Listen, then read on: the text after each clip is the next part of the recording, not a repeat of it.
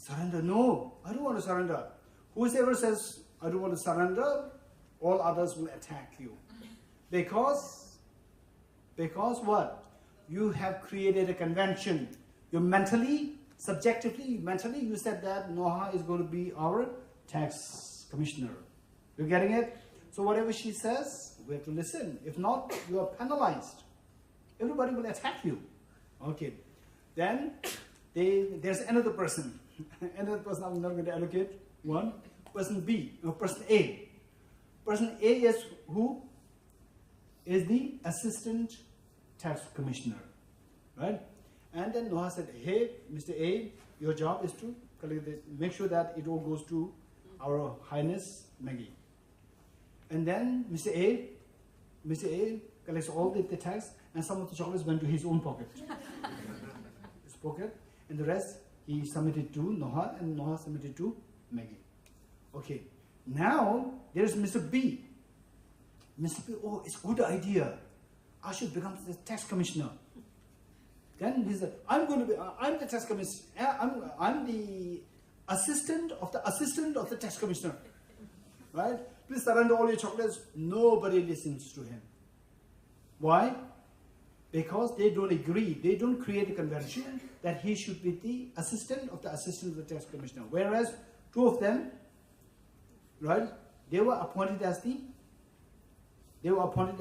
Highness and the tax commissioner by the convention. Now, say your name? Phil. Phil. Phil doesn't want to give the chocolate. Right? He wants to hide the chocolate. Noah is very strict. Surrender your chocolate. And everybody says, yes, Phil, you have to surrender your chocolate. Everybody becomes so emotional, very angry. Right? Very angry. And Phil reluctantly has to submit it. He has to. Because he is a part of this game. Yes, no? Yes. Okay, now, Maggie's mother come. Maggie's mother. Hey, Maggie, my daughter, everybody says, she's not your daughter. She's a king. Right? And everybody becomes so angry, so emotional, angry towards Maggie's mother. So how dare you call a king my daughter without any respect? So if the mother wants you to converse with Maggie during that game, she has to go there. Your Highness Maggie, it is time for your lunch. Please come. You have to speak nicely. Only then people will let you go. Otherwise, the moment you say, hey Maggie, come, nobody will allow you to be there. Right? So, look. Now, you don't want to submit your chocolate. Why did you submit your chocolate? You're forced to do it. Why? Because of the convention created that you are a subject of this and you have to pay the tax. Yes, no? Okay. Now, others, if you don't submit your chocolate, others become really angry. Yes, no? Not only as a fun, they pretend as though like angry. No, they literally become very angry. How come that you are not paying the tax? Everybody becomes very angry. In actuality, is Noah a real tax commissioner? Is she a real tax commissioner? No, she's just a young girl, age 5 years old. Is Maggie the real king? No, she's just a 5 years old girl, not a king at all. But in this game, it is more than what someone else just randomly said, I'm the king, right? Nobody pays heed to that. But when Maggie says, I'm the king, everybody pays heed to that. Why? Because you create a convention. You create a convention. Conventions created by the object or by the subject? By your mind create a convention. Now, in this convention, children, they forgot that they are in convention. They see the convention as so, from the object, as so real. Because they see it as so real, they become so emotional. Right? Whereas the mother, if Phil says that, hey, Maggie, you are not a king at all, the mother will not feel offended, but others will feel offended. Yes, no? Why the mother does not feel offended? Because the mother knows that this is just a children's game.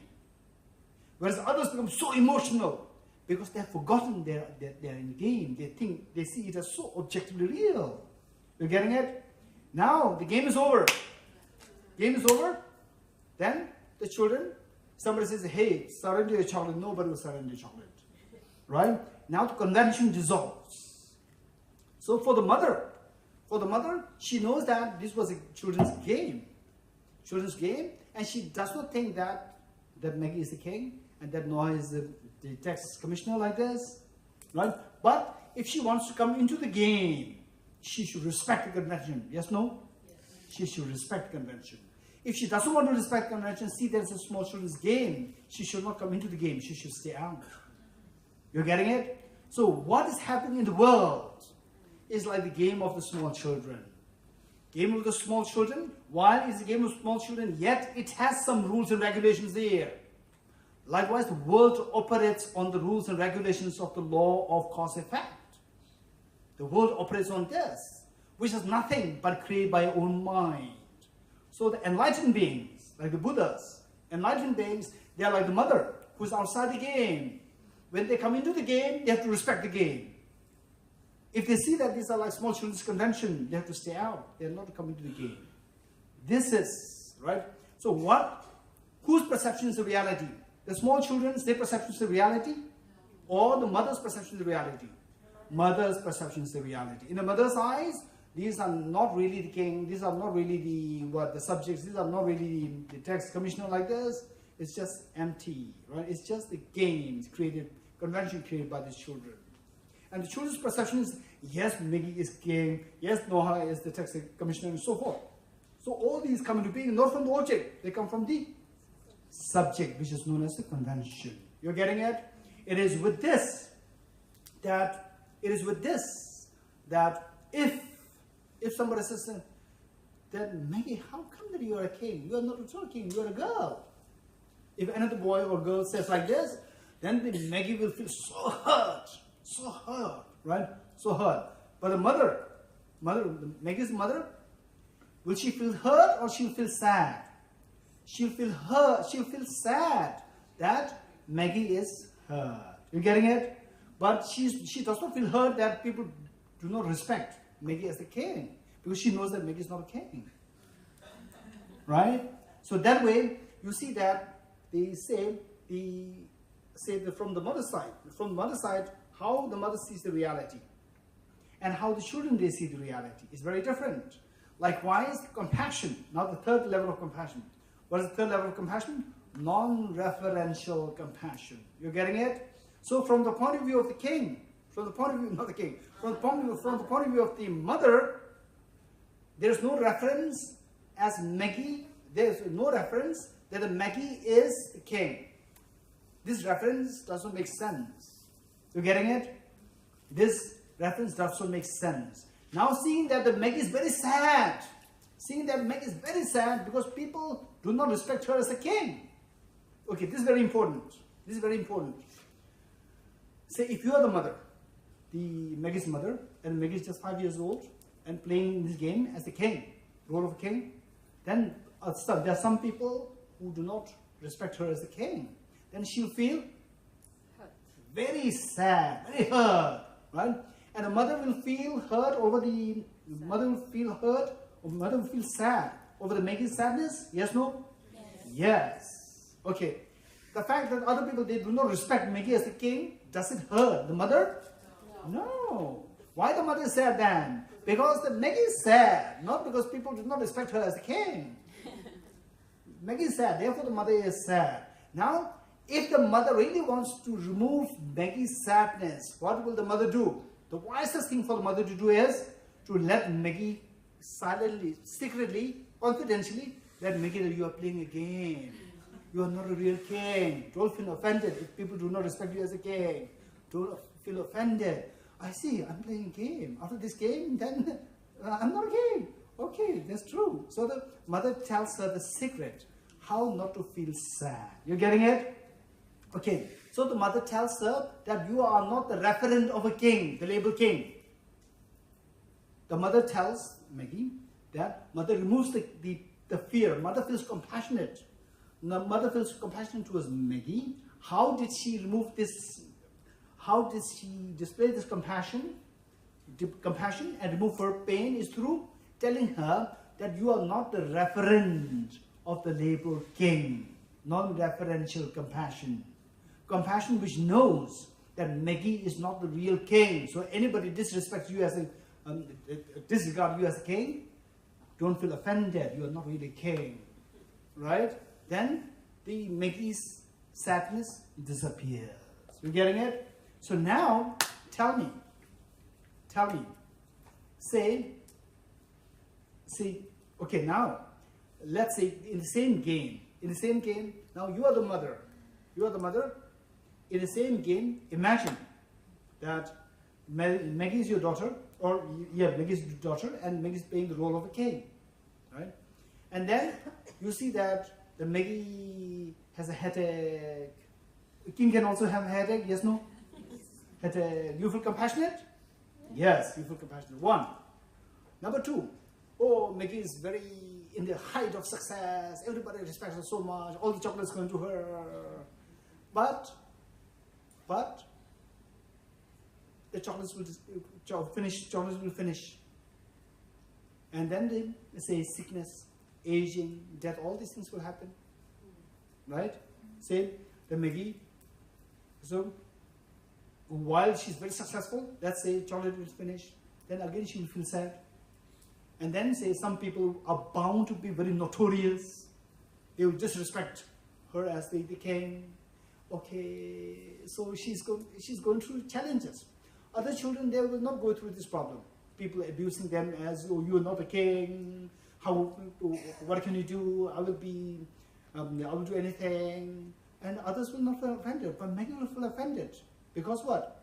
Because she is appointed as a king. So she's bound to go through this problem. Impermanence, right? She's impermanent, and this problem is she's bound to go through these problems, as a king. Two, so feel compassionate. Number two. Number three, she's not really a king. She's not really a king. Why should it's just a game. Treat this as a game. Don't treat this as a real king, right? So if she doesn't, but yes, I could see that she's going crazy. She becomes so emotional when somebody does not respect her as a king, which means that she has a feeling that I'm so intrinsically a king. I'm so objectively king, not just mentally created as a king, subjectively created as a king. I'm so a real king, and because of which all this agitation, anger, and so forth arises, unhappiness arises. So then whereas the mother knows that she's not a king, right? So with this awareness, if she knows what the mother knows, she will be freed from all these unnecessary anxieties, agitation, anger, and so forth. Yes, no? Yes. Okay. Which of the three compassion you think is very subtle? The first one, second one, third one. Third one, yes. Now, don't forget this analogy. Everyone who is suffering in this world, they are like the small children being a part of the game. Game created by the ordinary children like sentient beings. They create this convention, and then we are trapped in this convention. And now we think that everything is so real there. It's not just coming from our mind. It's so real there. And then we are just tossed into fluctuations of emotions, anger, attachment, jealousy, competitiveness, depression, stress, anguish. All these mental agitations arise because of the belief that, because of the misconception, what is actually all coming from our own conventions, we see them as so real, right? And then on this basis, when you see that everything's coming from your mind, nothing really is there from the object side, then you see that just as I see that everything is just coming from the mind. Everyone has the capacity. All these beings who are suffering have the capacity to see that everything is like dream, everything is coming from the mind. And yet, failing to see this, they go into miseries, and seeing this will be free from miseries. How I wish that everyone see that everything is dreamlike, everything is coming from our mind. So that compassion imbued with understanding the wisdom of the emptiness is known as non-referential compassion. You getting it? Okay. Okay, we have another 12 minutes. So before we retire for lunch break, I'd like to invite some questions. Yes, here. As a person trying to function in this world, I can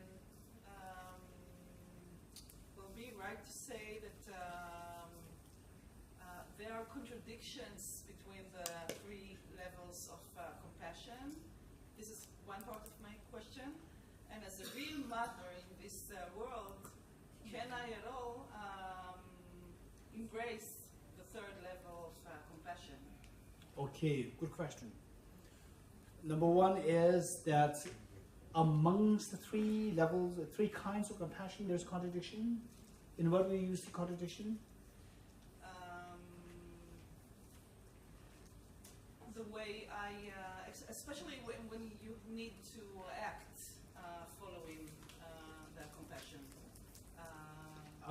I don't think you mean the contradiction there. Contradiction is a very strong word. Okay. So it's more like, so they are on different planes of understanding. The first one is very gross. On that level, we don't incorporate the second and the third. For example, we say, hey, what am I doing? Some may say that you are drinking water. Others may say that you are drinking H2O. Still others may say that you are drinking electrons, protons, neutrons. Right? All three are correct. All three are correct. People who can say that you are doing the electrons, protons, neutrons, they 100% they know what water is. 100% they know what H2O is. What they are talking of is much subtler than what ordinary people can see as water. Right? So it doesn't mean that there's contradiction. There's no contradiction between these three answers. All three answers are correct. They are very compatible to each other. But they differ in subtlety. The first one is very gross. Second one is mediocre. And the third one is very subtle. Likewise, the three levels of compassion. The first one is very gross. Second one is subtle. Third one is subtlest. So in that sense, these two are not compatible. These two are not contradictory. They are compatible to each other, but they differ in subtlety. The variation is on the basis of the subtlety, not on the basis of contradictions. One. Number two. Now, as a mother in the world, in the living world, in the conventional, functional world, how can I practice the third level of compassion towards one's child? This question. Okay, very good. The first question that we need to keep in mind is compassion. Compassion means, may you be free from suffering. Right? Say, you are now showing compassion towards your mother, towards your child. What is your child's name? Ito. Ito. Hey, Ito, I have compassion towards you. Right? I don't want you to suffer. What suffering do you don't want? Tell me. What suffering do you don't want? What is the suffering that which you don't want? Tell me. Then I will have compassion with respect to that. Right? And if they said, I have the suffering to go to school. If I have the suffering to go to school, I don't want to go to school, then my suffering is gone. Right? If this is how you feel compassion towards Ito, is a very gross compassion. May you not have to go to school. Right? It's such a very unwise compassion. Whereas, as a mother, you should be seeing beyond what the child is saying, what Ito is saying. How old is Ito, by the way? 15. 15 is quite old. Okay. You ask Ito, now instead of asking Ito, you as a mother, feeling compassion means there's a problem there. You are seeing a problem. What problem are you seeing? Which makes you, which bothers you? What is that problem that you see? Three kinds of suffering. What are they? Suffering, change, and pervasive condition suffering. There are three levels of suffering. Say, a child, what you know is just water. You don't know about the electrons, protons, neutrons. You don't know about H2O. You simply know that it is water, right? And the child says that, oh no, mother, what's your name? Noga. Oh, Mother Noga, I want to know the facts about this. What is the glass? Oh, don't worry, it's just water there. No, I know that there's water there. I want to know something more. I have a pain there. You feel compassion towards me, right? I want to have more knowledge. I'm not having this more knowledge. I want to have this knowledge. He or she cries, right? And you have no knowledge. What she's asking, right? A physicist comes, or a chemist comes. And then, hey, you girl, what's your problem? I want to know more about this water. What this water is? The chemist says, it's H2O, which your mother doesn't know. It's H2O. Wow, the girl lights up her face, glows her face. Wow, it's H2O. How H2O? This water, every molecule is made of 3 atoms, 2 hydrogen and 1 oxygen. Wow, it's amazing. The next day again, she becomes sad. Why sad? You already know about this. No. What is the hydrogen made of? What is oxygen made of? Chemist doesn't have any clue. Then Albert Einstein comes. Right? Hydrogen has only one atom, the proton, 1 electron. And oxygen has 16 protons, 16 the electron. Wow, it's amazing, which the mother doesn't know. So the mother could not have the compassion towards the child, of the child suffering from seeking for more knowledge. Right? Now, whereas if you really feel compassionate, in what way you feel compassion? This you have to know. If you feel compassion that my child may become sick, the compassion is very gross. Very gross. Whereas, depending on the level of the mother's knowledge, what degree of compassion, what kind of happiness you want to the child, it depends on what degree of knowledge the mother has.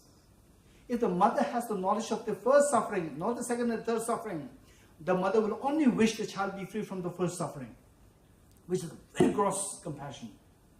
And then if the mother has a second level of understanding, the mother will wish the child is free from the second suffering. And if the mother has the third knowledge of the suffering, then the mother will somehow tell the child, while the child may show interest in becoming a medical doctor or engineer, yes, you can do it. Meanwhile, don't also forget your mind. Finally, pervasive conditioned suffering, the third level of suffering, it is due with the mind. This is the real suffering. So the mother will teach, because the mother knows that. The mother will teach. You can become medical doctor, it's fine. You can become engineer, fine. You can become a politician, it's fine. But you also have the third level of suffering. Don't forget it. Then you teach the child of this. And then the mother wishes that you be freed of the third level of suffering. And particularly this compassion directed towards the child becoming so emotional and upset because of seeing things so objectively real. Then the mother will teach that everything that you are seeing is nothing but coming from your own mind. There's no contradiction between you coming to know that everything is coming from your mind, and at the same time going into the medical line as your profession. There's no contradiction. Do that. Meanwhile, don't forget that everything is illusion-like. If you know this, you will be freed from all forms of suffering. So that is the subtlest compassion. That will come to us only if we gain conviction in the third level of the suffering and how vicious this third level of suffering is, and then you want that your child is freed from the third level of suffering. Okay, very good. Next question. Yes, here. Yes. Also, if you can explain the emptiness about the third compassion, how it's connected. Related, very good. And also, if you can explain the limitation between being active and passive in the life, like outside and inside. Okay. First, I think the first one is first question. How can you relate the emptiness with the third level of compassion? So third level of compassion, I said that say, okay, I will give another example. Say do you have a sister? What is your sister's name? Dana. Dana. Okay, let's say you and your sister, and your sister was sleeping and you are studying, and then suddenly you could feel the sister's body movements in sleep. Body movements from the body language, you could infer that the sister must be going through a nightmarish dream, right? Okay. Perhaps the sister might be dreaming of a ghost chasing her, and she's so much into trauma, fear, right? Okay.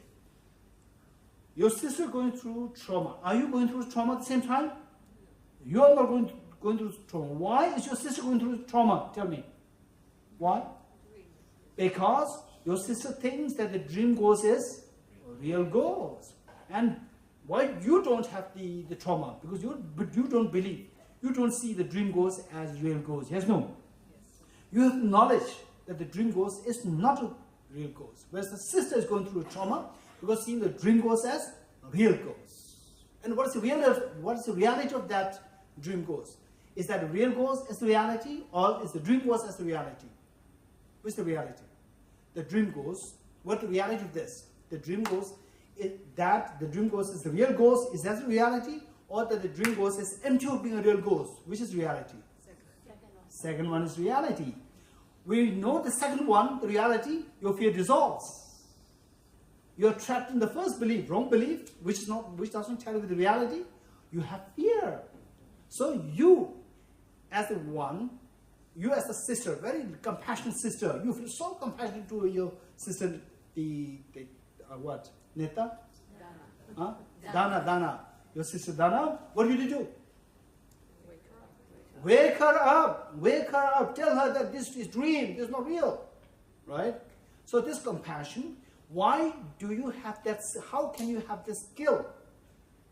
With this compassion that you have, may Dhana, my sister, you Dhana, may you not have the fear. Right? With the fear, through what? Through you knowing that what she is going through is because of the ignorance, misperception of the dream ghost as the real ghost. And in actuality, Dhana can also know that the dream ghost is not a real ghost. So you try to let her know that by waking her up. By waking her up, then you will see that, she will see that the dream ghost was not real. It's just coming from her mind, not coming from the object. Yes? Then the fear dissolves. So that compassion is a very profound compassion. So our job is to let us, first we have to wake up ourselves. We have to wake up ourselves, seeing that everything is like small children's game. Everything's coming from our mind. Once you know that, then our job is to let the other children, like sentient beings, to wake up. Hey, wake up from this. It's not true. What you're seeing is all like small children's game. Wake up from this. Wake up. So therefore, enlightened beings, gati, paragati, parasangati, bodhi swaha. Finally, it is referred to as bodhi swaha, means achieve your ultimate awakening. Achieve your ultimate awakening. When you achieve the ultimate awakening, you are free from all forms of pain. Right? First one, what's the second question? The second, how... Okay, active, passive, and active. And the world, like you say, if everything is a children's game, so are you part of it? Are you not? How do you live in the reality? Okay, so me or you? Me, I'm still a small children. You, I don't know. If you're like a part of me, like me, then we are, there's no choice. We are part of this game. We are part of this. So our job is to wake up from this. If you want to wake up, then come to Kibbutz Bodhicitta. 3 days. Okay, lunchtime.